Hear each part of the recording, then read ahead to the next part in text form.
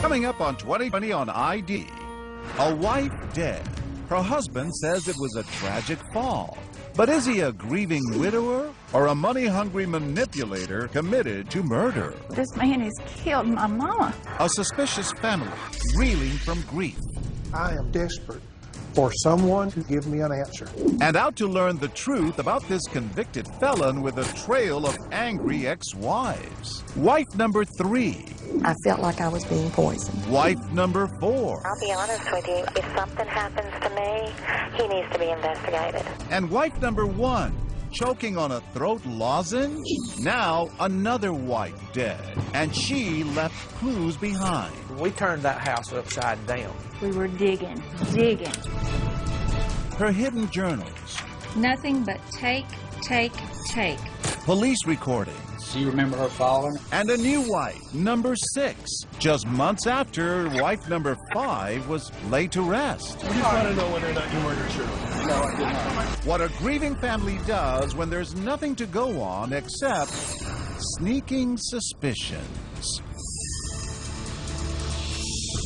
Welcome to 2020 on ID. I'm John Quinones. Few things were more important to Shirley Seitz than family. Even at 59 years old, she talked to her mother almost every day. So when Michael Wohlschlager waltzed into her life, he took on both a new wife and a new family, one fiercely protective of a woman with a sizable fortune and an even bigger heart. Then, when Shirley was found dead in her bedroom, that family's nagging suspicions turned into outright accusations. Was she the victim of an accident or something more sinister? In 2013, Jim Avila first sorted through the clues and brought us the story of a troubling death in a small southern town. Down around Mobile, Alabama, near the Gulf of Mexico, a short drive takes you through Loxley, once a sleepy lumber town, today famous for absolutely nothing. But now, on a street called Camelot, in a house that here passes for a castle, there is no bright, shining moment, just a dark mystery of sudden, unexplained death. This interview is with Michael Allen Wohlschlager. The husband who is not a suspect. This is in reference to Mr. Wohlschlager's wife. The wife who died suddenly, Do you know the cause of death? but was not murdered, Do you remember her falling? unless she was. As she falls back, she's going to strike the floor pretty hard. What do you think really happened, Chester? Man, I hate to say this. I think someone murdered my sister. Shirley Seitz fell for Dr. Mike Wohlschlager. Fell hard and fell fast. How do you do to I do in 3 months flat? But Shirley wasn't his first bride, or his second, or his third, or even fourth. Shirley was number 5. Some with tales to tell about their marriage to Mike, and more importantly, how their marriages ended. To be fair, this was wedding number 5 for Shirley, too. And up in northern Alabama, Shirley's family, the Thomases, wanted to be happy for her, but they could not. I didn't like him at all. I just have to admit that. Me being a minister, I said to her, "Are you sure?" Shirley's daughter Sharon was ready to throw something, and it wasn't rice. Please don't do this, Mama. Don't do this. Please, Mom, don't do this. Whatever their worries about her latest trip to the altar, Shirley's family is more than proud of her higher calling. She was an evangelist in search of a flock, preaching the Bible, spreading the gospel, and singing it too. That's her voice soaring on a recording of her favorite hymn, Amazing Grace. Giving. Constantly giving. On this trip, I have learned some of the best organic food there is to eat. She walked into Burger King and the waitress say, "That's a pretty necklace." She'd pull it off, "Well, here it is." She was the type of person that just gave herself away. We believe in that. That's part of our faith. And Shirley was that type of person. Shirley prayed with Dr. Mike the first time they met. He worked much of his life as a chiropractor, adjusting grateful patients' backs in the nearby Florida Panhandle. Known affectionately as Dr. Michael, he was a prominent member of the medical community, smiling handsomely in healthcare ads in the newspaper and online. But money trouble plagued the chiropractor like a crooked spine, and his financial problems troubled Shirley's family because one of her husbands, Gene Seitz, had died and left her with his name and a hefty inheritance, $1 million. Were you worried about her money? Yes, I was worried about her money. He come into her life with the clothes on his back. And he's a doctor. He doesn't have a home, Mama. Well, he's in transition. He doesn't have a job, Mama. Well, he's a chiropractor. He's going to get a job in Alabama. He come into the marriage with a wore-out pickup truck and a bunch of debt. Her engagement ring from Dr. Mike, the wedding rings, the house they lived in, that first big purchase together. The family says Shirley paid it all. Mike seemed to appreciate it. Women from their church later said Michael was a wonderful husband to Shirley. Anything in the world Shirley told him to do, he'd jump up and do it, you know. But who wouldn't? Because he knew his bread was being buttered? Yeah. You said that, I didn't. And it wasn't just his money problems that bothered Shirley's family. He's a charlatan.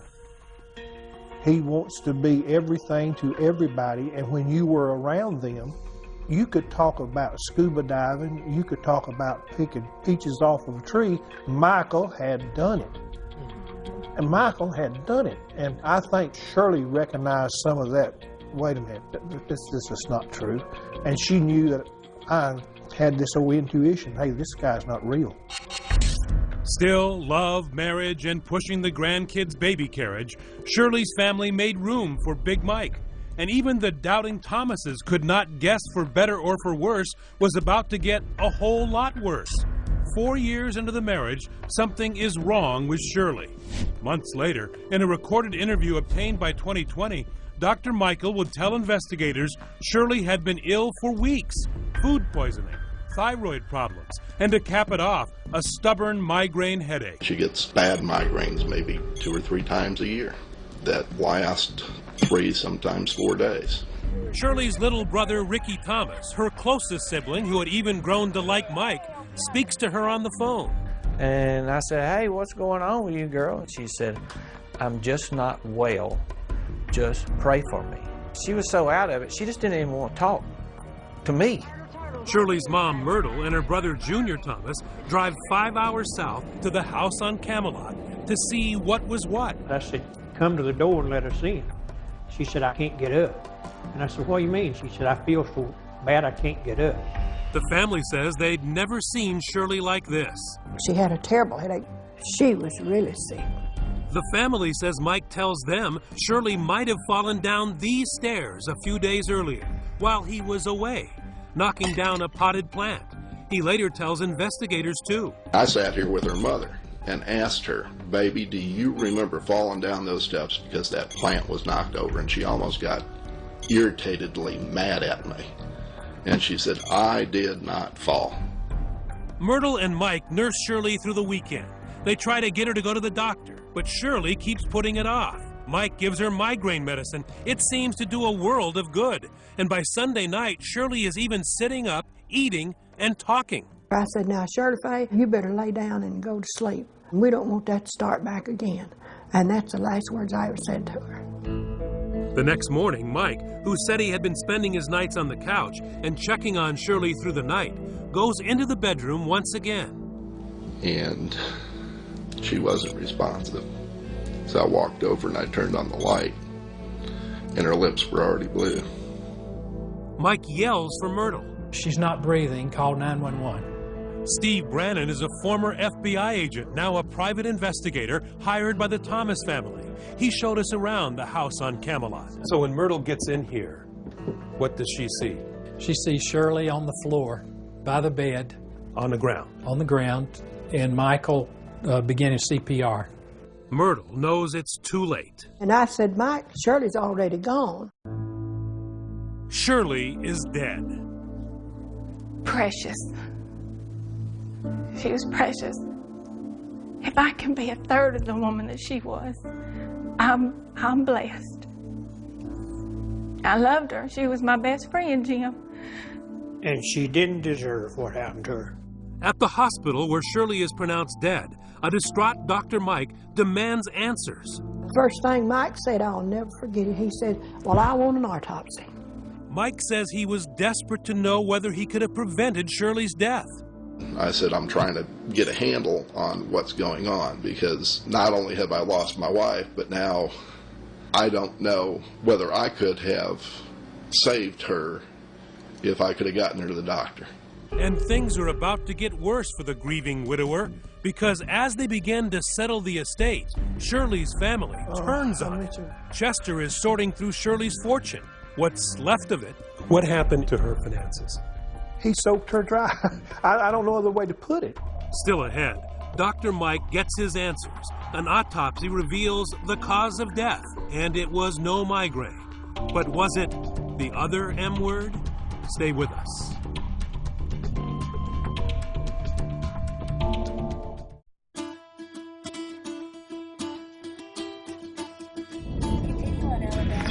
It's a Southern fried mystery. A one-time millionaire, Shirley Seitz, dies suddenly, and what we will soon see may not have been Sweet Home Alabama. Her family suspects foul play everywhere they look. And Dr. Michael Wursliger, they're looking at you. He just didn't act right. To me, he just didn't act right. You started to have questions about what happened to your mother. Absolutely. I did. The suspicions begin with Dr. Mike's reaction to their surprise visit back when Shirley was sick. Dr. Mike tells investigators in that interview obtained by 2020 he was happy to see his in-laws. I said, boy, this is just a real godsend. I said, Shirley's been sick for the last 3 days with one of her migraine headaches. And I said, here you are showing up. Shirley's mother, Myrtle, and brother, Junior, say that's not how they remember it. He acted very shocked that we were there and asked me, what are you all doing here? The family also wonders about that knocked-over flower pot. When we went in, we noticed a flower pot that was laying in the floor, and I asked him about that.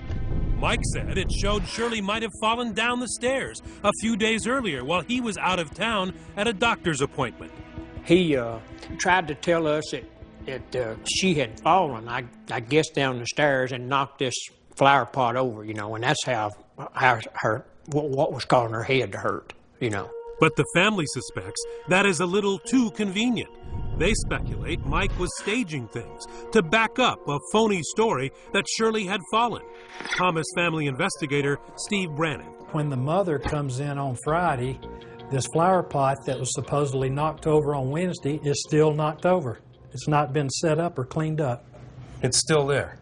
Yes, 2 days later. If I turn a flower pot over in my house, I pick it up.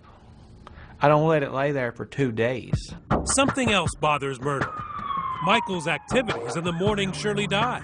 On the way to the hospital, Myrtle says she told him she noticed a spot, maybe blood, maybe something else, on the bed where Shirley had slept. I said, well, I wonder what that red was on the sheet. He said there wasn't nothing red on that sheet. Whatever it was, the family says Mike was very quick to clean it up. When you got back to the house, did you go looking for the sheets to see what was on it? And what'd you find out? They's done gone. He'd done jerked them off the bed and had them in the washing machine washed. Dr. Mike later told police Shirley got sick on the bed. Hasty laundering, a knocked-over plant, and there was something else. I'm a nurse by profession, and he claims to be a doctor. Now, I know it's chiropractor, and he supposedly has a PhD. He's not a medical doctor, but still he claims to be a doctor. And he said he'd give her 5 chest compressions. Well, CPR first aid, you don't give an adult 5 chest compressions. You give them 30. And that's when I guess it started really going in my head. What is this man done? Somebody's not acting right. But is this grieving family overreaching to blame someone? We don't like something that's ambiguous. None of us really like that. We want to know why something happened. Psychologist Jennifer Hartstein says in cases like these, it may be the grief talking. And very often, while we're grieving, if we're angry, we might want some sort of retaliation. We think that they must have done it, so we're going to retaliate and go after that person. But buckle up, because the Thomas family is not going to quit. In fact, their hunt for Shirley's will leads to a scene straight out of a TV cop show. While Dr. Mike is out at a religious meeting, the family conducts a frantic, clandestine search of the house. Mike could have come back through that door at any minute. So we was having to kind of sneak around and do what we had to do with one eye here and one eye there. Sharon and her Uncle Ricky Thomas take the place apart, drawer by drawer. We turned that house upside down. We were digging, taking pictures, trying to find that original will to get in my hand. The family knew that Mike had received $100,000 from her life insurance policy. But when they find the will, they discover Shirley, even after 4 years of marriage, left everything to her daughters, not a dime to her husband. Why didn't she write him in? To the family, the answer becomes clear when they find something else. Shirley's journals, personal, revealing journals. We found it actually up underneath another drawer in her bedroom. Is there anything of interest in the journals about their relationship? How much longer am I going to have to financially support this man? He said he wasn't going to do this to me. He was going to get a job. He's constantly spending my money. Lord, when is he going to get a job? Later, when police ask Mike about his marriage, he paints a totally different picture. How would you describe yours and Shirley's relationship? We had an absolutely marvelous relationship. Shirley and I were the epitome of just exactly what a husband and wife are supposed to be. But when Shirley's daughter reads some of the journal entries to 2020, well, see what you think about this marvelous relationship. I'm so hurt and disappointed with Michael that I really don't want to be around him. I'm angry at him and let down. Nothing but take from this man. No giving. I'm not a wife. I'm a bank that is taking care of all of his financial needs. But did Shirley know just how much she was supporting her husband? He took $100,000 out of her checking account 30 days before she died. Or 33 days, I think, before she died. Do you know what happened to that money? I know who it was wrote to. The check was wrote to a company that he owns. Clues to an unhappy marriage, but no smoking gun. But just to be clear, her complaints about him were mostly about financial. Financial, yes. I never saw any communications in regards of him being physically mean to her, just financially. And she wasn't frightened of him? No, she didn't make indication that she was scared of him in the journals, no. So Shirley's family turns their investigation in another direction, Mike's long matrimonial history, and comes across the odd tale of wife number one. Her name is Lynn. I said, Ricky, I need to tell you some things I found out about Michael. The family had discovered what is to them a very strange coincidence. Shirley's daughter Sharon arranged to meet her Uncle Ricky to tell him about it. I knew that it would be upsetting, so I had just asked Ricky, let's just ride up to the cemetery. They come here to, of all places, the High Rock Cemetery, where they had buried Shirley less than 2 weeks before. Right beside Shirley's grave. Among the shadows of the tombstones, it's an oddly comforting place where they can feel Shirley's presence and where Sharon can broach a difficult subject with the one family member still close to Mike. She shows Ricky an old yellowing newspaper article, a brief story about the sudden death of a young woman in Gainesville, Florida in 1977. Lynn Wolfslager, Mike's first wife. The article says a 25-year-old woman apparently choked to death Friday on a throat lozenge. Choked to death on a Cepacol lozenge. That's what her death certificate says. It appears there was no police investigation. Sharon and the rest of the Thomas family say they find two things strange about that. First, an otherwise healthy 25-year-old woman chokes to death on a cough drop. Second, they say Michael had always told them a different story. He told them his first wife didn't die suddenly. She died a slow, painful death from cancer. Michael had told us the entire time that he was married to Mama that Lynn had leukemia. And that's how she died? Yes, that's how she died. And that when she died, he was holding her hand, consoling her in the bed. He never mentioned a throat lozenge. It made me wonder, well, what else has he lied about? What else has he lied about? For the answer to that question, we take you to Chipley, Florida, and a suspicious fire in Dr. Mike's past, nearly 20 years ago. I was approaching this place of business here. I detected smoke, seen smoke. Lieutenant Tillman Mears, in plain clothes now, was a rookie patrolman back in the day. He says Dr. Michael, as everyone called him, was the go-to chiropractor in town, especially for female patients. One night, his office caught fire. The doctor was found standing across the street, just watching it burn. My first question was, why didn't the doctor call the fire department? Instead, he tells an incredible story. Someone trying to kill him set the fire while he was trapped inside. He said he woke up smelling smoke and had to fight his way out of the burning building. Escaping by karate kicking through a burning wall barefoot, but when police check his feet, there's no burns, not even a scratch.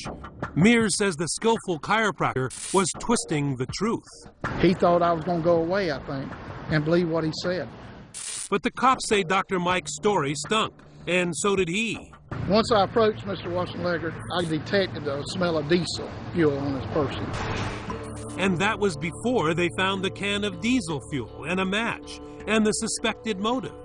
He was flat broke and after the insurance. Dr. Wolfslager was arrested, tried, and convicted of arson. And one thing stayed with the policeman after all these years. He says Dr. Mike threatened him. After the jury had come back with a guilty verdict, he turned and told me that I'd pay for this.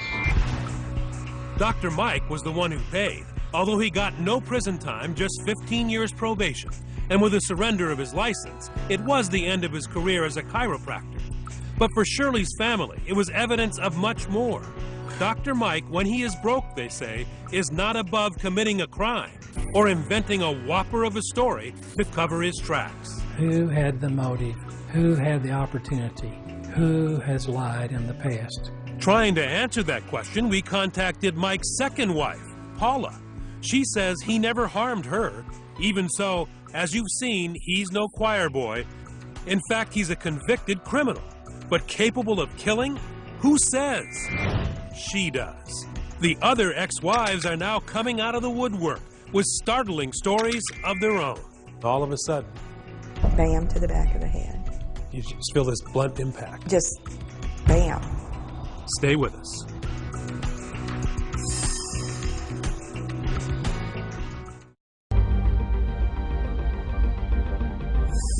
In broad daylight, in the middle of the night, there are a million ways to die.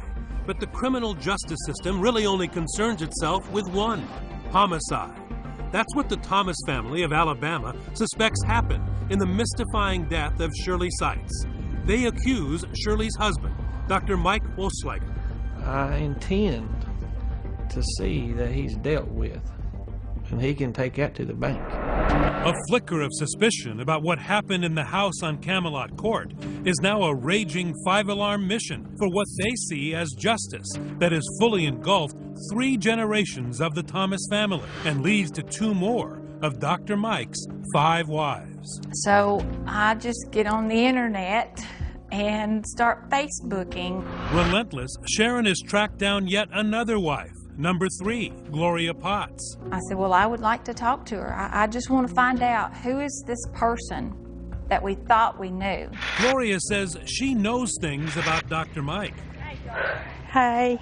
Give me a hug. 2020 was there when Gloria met Shirley's family face to face for the first time. What could have been the most awkward family reunion ever. Relatives of the 5th wife meeting the 3rd wife. It's the Dr. Mike Ex-Wives Club bonding over their shared suspicions. It's so good to meet all of y'all. Absolutely. To be able to let y'all know how I feel. And I'm so sorry. Thank you. Of course, Mike is missing, and so is Shirley. Rings back. I'm so sorry. I didn't know Shirley, but it was almost like I had lost someone. Gloria spoke with Sharon by phone soon after Shirley's death. She can remember the charming side of Dr. Mike. There is something that attracts women to it, right? Yes.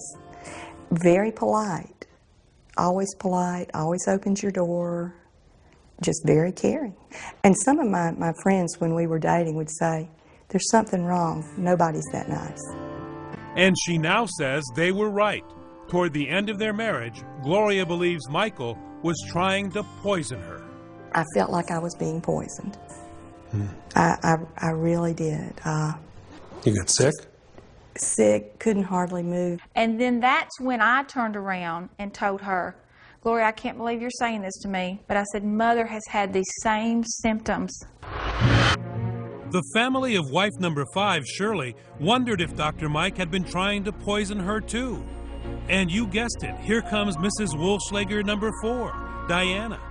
Today's date is February the 4th, 2011. In a recording obtained by 2020, investigators questioned Diana Yohn, the 4th stop on Dr. Mike's matrimonial trail, the wife between Gloria and Shirley. I think the man's dangerous, personally. Do you think that he's capable of murder? I don't know. She has no proof, but Diana tells police toward the end of their marriage, when she had a $250,000 life insurance policy, she suspects Dr. Mike may have been trying to poison her too. You think that he may have been giving you some type of medication, but you're actually not sure of that? Yeah, I mean, it just seems my headaches were so bad, and I get migraine headaches, okay, and it's documented that I do. But they were so bad when I lived with him, I couldn't even work, I couldn't hardly function. End of her interview, Mike's ex-wife makes a chilling request. And I'll be honest with you, if something happens to me, he needs to be investigated. So now 2 more wives suspect Dr. Mike was trying to poison them. And one of them says, hold on, that's not all. Wife number 3, Gloria, reveals a terrible trauma she says happened in her marriage nearly 30 years ago. She says Dr. Mike, the man who had always killed her with kindness, tried to kill her with a mallet. And I was asleep, and he hit me in the back of the head with a mallet. With a mallet? Yes. And all of a sudden the pillow went over my face, and his hand came under the pillow and covered my nose and my mouth. Gloria says she escaped by playing dead and then running out of the house. I was hysterical, crying and upset, and when I would try to yell for help, I'd go, help, help, and had no voice. You went to the hospital? I went to the hospital, but we told them I slipped in the tub. Did you ever ask him at any point, why were you doing that? Why did you try to kill me? Yes. He told me he had gotten stung by jellyfish when he worked in China, and that it was a reaction to the toxins. That's right. She says Dr. Mike's excuse for hitting her over the head with a mallet? The jellyfish made him do it. Had there been an argument or something? No. It was just this one time? Just this one time. He snapped. Gloria says she told no one, not even the police, sticking to the story of slipping in the tub until she and Mike divorced about 10 years later. Only then, she says, did she begin telling people. She also got a restraining order. So people are going to wonder, okay, so you get hit over the head, and the guy puts a pillow over your head, and yet you didn't divorce him right then, you stayed. Yes. Have you asked yourself why? 1,000,000 times. I can't understand why. I have no answer to that question. I'm sorry that I didn't call her. That's okay. That's okay. I really should have called her. That's okay. She says she had 2 children to think of, and aside from the one incident, Mike was never violent. Anyone that was around Michael would know it's out of character. He was very charismatic, very calm, very nurturing, just total opposite of what you'd think. Were you scared of him after that? Yes. Must have been hard to go to sleep next to the same man. Yes, it was. But besides the fact that he hit you with a mallet, he was a good husband. Other than trying to kill me, to my knowledge, he was a very good husband. It doesn't make sense. And me staying didn't make sense. Maybe she's just mad. Maybe she is trying to get back at him. Possibly. That's the possibility, but she's been telling the same story for a number of years. It didn't just come up after Shirley died. Can you still see him standing over you? Yes. And I was terrified. I didn't know what to do. Now remember when Gloria told the family and then police this amazing tale of Mike's alleged attack, no one knew what killed Shirley. the autopsy was not finished yet. So imagine the reaction when months later, the family is finally given the results. I'm shaking my head. I can't believe this. I cannot believe this. I can't believe this is happening. Why? Because the medical examiner finds what caused Shirley's death is no migraine. It's a blow to the head. Blunt force head injuries. A hit to the back of Shirley's skull, hard. That is what killed her. So when you find out later on that it's blunt force trauma to the head, then there's no question in my mind that Michael murdered this woman, murdered Shirley. My mother has actually been killed. This man has killed my mama. But not so fast. The toxicology report found no poison or fatal doses of drugs. And even as it makes clear the cause of death, the autopsy fails to answer the really big question, the manner of death. How Shirley got that fatal injury. The medical examiner writes simply, undetermined. Accident? Homicide? Can't really tell. Still ahead. Is this case so complicated, only a dummy can solve it? Stay with us.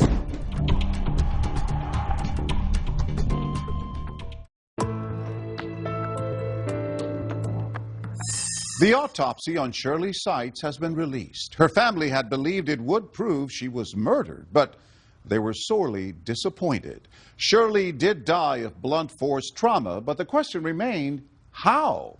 Once again, Jim Avila. It is a deadly game of 20 questions. Perhaps first, does this stairway lead to accidental death? Or as the family of Shirley Seitz believes, is it a fatal spiral to foul play? My theory is that my sister did not fall downstairs. 3 people go to sleep in this house on a winter night in Alabama. Only 2 wake up. The husband, Dr. Mike, says maybe his wife fell down the stairs a few days earlier. But no one, not him, nor her mother, who was there, saw or for that matter heard Shirley Seitz die. So what happened? No better words. Slammed my sister's head against a wooden floor or against something hard. Fractured the occipital bone in the back of her head. Dislocated her brain from the front of her head.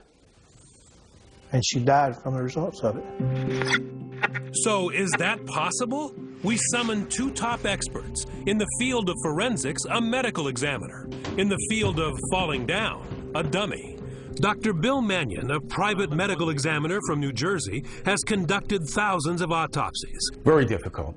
I mean, this is the kind of case that exasperates pathologists because we can hear all kinds of hearsay and complaints of family members, but again, to go into court and say beyond a reasonable doubt that this is a homicide, it would be very, very difficult. We asked him to review Shirley's case. His most important finding? Dr. Mannion says in his opinion, the autopsy shows Shirley certainly did not die days after falling down the stairs, as Dr. Mike suggests. She died within hours. do you believe she'd be able to carry on a conversation? Sit up, no, a couple days later, talk with her mother, sitting on a couch? Forensic pathologists thought this was an acute injury, and she died within an hour or two of this injury. That's my read on the autopsy. Not days later. Not days later, that's correct. But does that mean Shirley was murdered? Not necessarily. We took Dr. Mannion to a house with a carpet-covered staircase like the one where Shirley lived. An important point, Shirley had only one serious injury, the blow to her head. No bruises on her back or buttocks. So a full fall down the stairs like this is highly unlikely. It's not consistent with falling all the way down the stairs. That's correct. I would expect her to have more injuries if she fell down a flight of stairs. In fact, Dr. Mannion says the only fall on the steps that makes any sense is if she tripped at the bottom of the stairs. And as she falls back, she strikes her head on the edge of the step. And by doing that, she sustains all the skull fractures to the back of the head. Now, there is at least one scenario in which the autopsy and the family's theory could match, here in the bedroom. In a homicide scenario, you could just lift the person up and then slam them right back on the ground. But Dr. Mannion has serious reservations. For one thing, Shirley could have fallen accidentally in the bedroom. And also, could Shirley have been murdered with her mother right there in the house? We don't hear any boom, we don't hear any commotion. The mother is there, she doesn't hear any screaming. There's no defensive wounds, there's no signs of a struggle.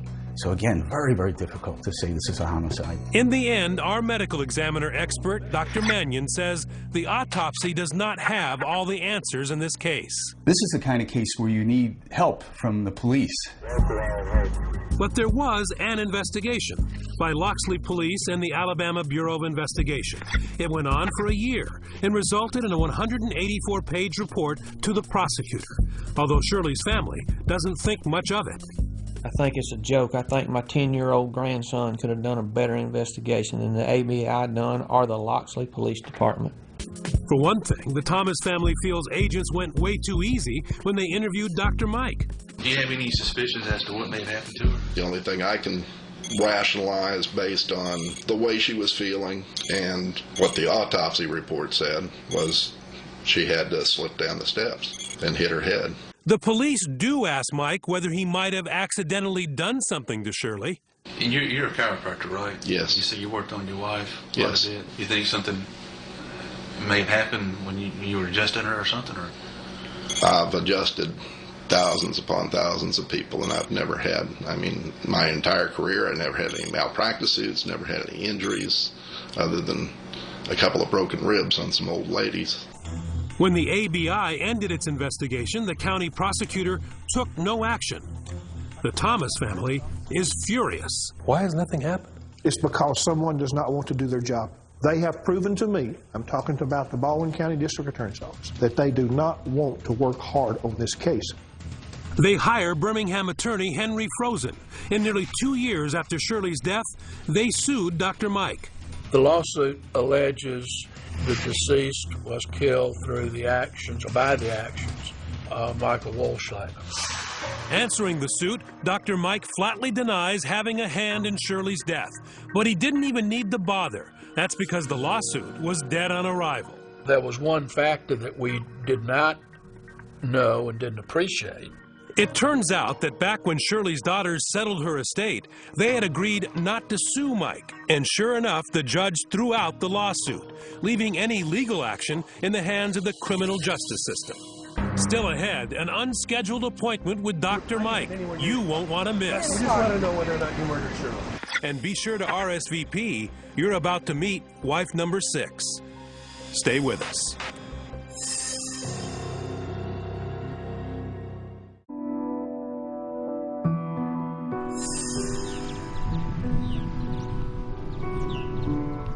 Shirley Seitz is at peace. She's home now in the family plot in Blount County, Alabama.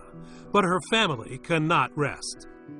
Are you feeling a little frustrated about the fact that Dr. Mike is still free? Yes, absolutely. He's living his life.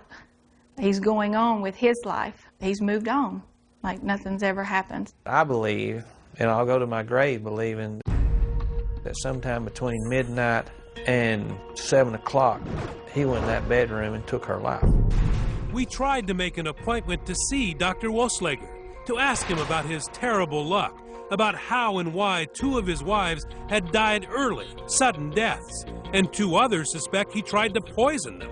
But the doctor wouldn't see us, turned down our request for an interview. So we went to see him. We found him living in Pensacola, Florida, and not alone. Dr. Mike, would you just hear Dr. Mike ask you whether... The woman with him and threatening to sue as I backpedal used to be known as Luann Elkins. She'd known Dr. Mike back when Shirley was still alive. The question is, just how well? I do believe that he was having an affair on Mother. The woman that he is now married to, I believe, is the woman that he was seeing prior to Mother's death. Married to? That's right. Luann now goes by the name Maggie. Maggie Wohlschlager. She is wife number 6. Are you currently in a relationship with anybody else now? Or? I go out with people just to be with them. Her name had come up in Dr. Mike's interview 3 months after Shirley's death when police asked about his love life. I've been to the movies with Luann And I've actually babysat Luann's 2 sons. Not really dating. I mean, I see. Well, none of them are dates per se. No. Dr. Mike denied the police that he cheated on Shirley, but Sharon says she believes it could be another motive for wanting Shirley out of the way. There's too many red flags with what I have discovered in reference to her. We found Dr. Mike in a fast food parking lot. Wife number 6 was not happy to see us, but we did get to ask that critical question. Get in the car. We just want to know whether or not you murdered Shirley. That's all we want to do. We're going to sue you. You murdered Shirley? No, I did not. Let me ask you, Myrtle, as a mom, what are you looking for here? I guess justice. I don't want to accuse somebody of something that they didn't do, but then if he did do something to my daughter, I'd want him to have to pay for it. When Shirley married this man, she had $500,000 in liquid assets plus a home and 15 acres of land. And what happened to your sister when the money ran out? What happened to her? She died. Wuschlager says he now has no money, is living on food stamps, and can't afford a lawyer. Although he may need one again, the Thomas family at long last got some good news. They say the Alabama Attorney General, Luther Strange, has reopened the case. The family hoping this painful game of 20 questions is nearly over. I am desperate for someone to answer those questions and give me an answer. The Thomases believe this case should not linger, not just for Shirley's sake, but out of a new concern, a concern for Mike's new wife. In fact, Ricky says he's called to warn her. I just didn't feel like I could rest without at least telling her. And she got very defensive, and I said, hey, that's okay. I'm just calling you to warn you because I wish somebody had have warned my sister. We've had a good trip. Good trip. The family says Mike may have replaced Shirley, but they cannot. It has been a long road. Mother was my best friend. She was just close to me, and it does hurt when I can't leave work and call her, or when I can't tell her, hey, guess what your grandbaby did today. So it hurts. I'm ready for closure. I think we all are. We're ready for closure.